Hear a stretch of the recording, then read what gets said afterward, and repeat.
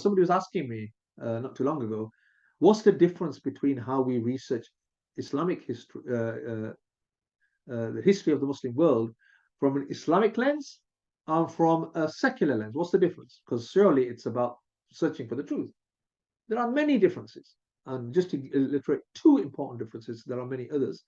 One is about the process, how you do this. So you recognize that when you approach history from the Islamic perspective, you use the paradigm of the Quran, i.e., the Sharia, to allow you to understand that. So we recognize that the Sahaba radiallahu anhum are udul.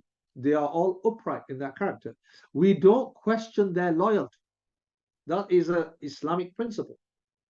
Because if you start questioning the loyalty of the Sahaba, you could go off tangents in many, many different areas where you begin to apply a secular worldview driven psychology, which is of individualistic type, which is contaminated with many ideologies in a political system which is capitalist, which is pleasure driven, which is financially, economically driven. That mindset into the mindset of a Sahabi, how he reacted to a statement of the Prophet ﷺ, for example, or an action of the Prophet ﷺ, how you would embody that and implant it in the actions of a Sahabi. Yeah. Now you can already understand now how you may read history very differently. Yeah.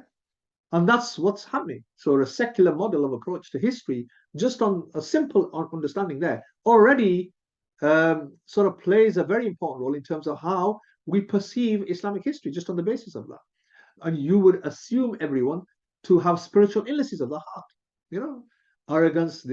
He did this because of arrogance, he did this because of pride, he did this because of jealousy, or he did this because of this. So we would embody those spiritual illnesses that are such a commonality amongst us today because of the kind of system that we live in, and we are enforcing that within the character of those individuals that we're studying in history. So we can't even understand their predicament and their approach to some of those areas and the reason why they did that on the basis of this.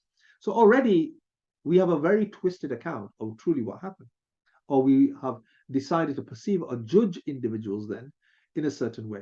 So that's just simple history. So there are many, many other sciences that I could talk about in this particular way, how they have been, in essence, framed from a very sort of Eurocentric, secular sort of perspective, even though we talk of them as an Islamic sort of science and approach, yet it's not. Yeah. So this is something that's important for us to understand.